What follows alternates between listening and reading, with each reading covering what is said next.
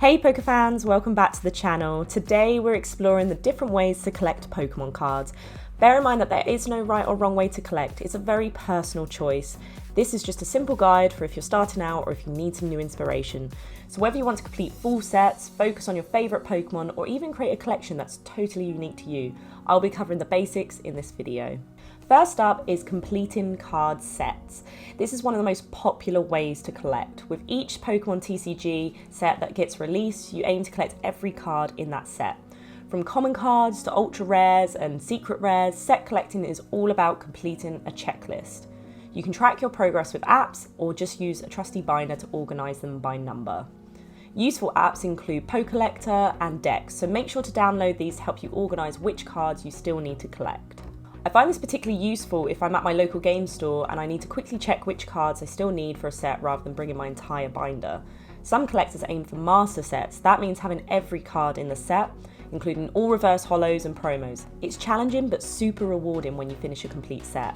Next, we have one of the most personal approaches, collecting by a particular Pokemon species. For example, you could try to collect every version of Pikachu cards across different sets and generations. It's awesome to see how the artwork has evolved, and you get to celebrate your favourite Pokemon in all its glory. Plus, some Pokemon like Charizard or Eevee have so many variations between promos, full arts and holo cards that it makes for a really impressive collection. Another fun way to collect is by focusing on card rarity or type.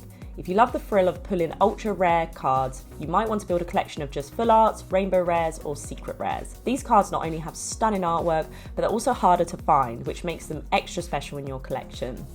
You can also collect cards by type. Maybe you're a fan of electric Pokemon like Zapdos or Raichu, or you just want a binder full of water type Pokemon. Sorting by type lets you create themed collections that look amazing together. If you're into nostalgia, you could try collecting vintage cards. Cards from the early sets like Base Set, Jungle or Fossil are highly sought after and can add a ton of value to your collection.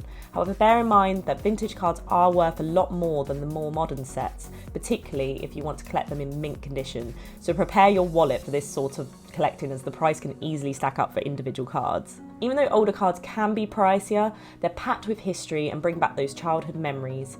Whether you're trying to complete a base set or hunt for first edition cards, vintage collecting is a fun, albeit more challenging route. Next, let's talk about promo cards and special editions.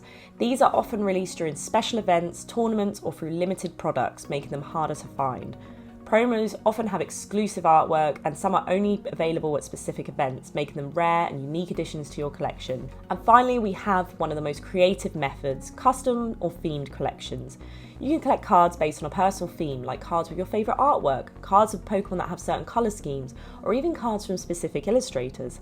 I've even seen collections based on unusual ideas, like only collecting cards where the Pokemon are smiling, or cards that feature multiple Pokemon in the artwork. The possibilities are endless. The main point of Pokemon card collecting is that you collect in a way that makes you happy and take enjoyment out of the hobby. Collecting Pokemon cards is very different from playing or investing in the cards. There isn't necessarily a right or best way to collect, it's a very personal choice. So there you have it, whether you're aiming for a complete set, focusing on your favourite Pokemon, or building a unique custom collection, there are so many ways to collect Pokemon cards that go beyond just opening packs. What's your favourite way to collect? Let me know in the comments below. And don't forget to like, subscribe and hit that notification bell so you don't miss out on more Pokemon content. Thanks for watching and happy collecting.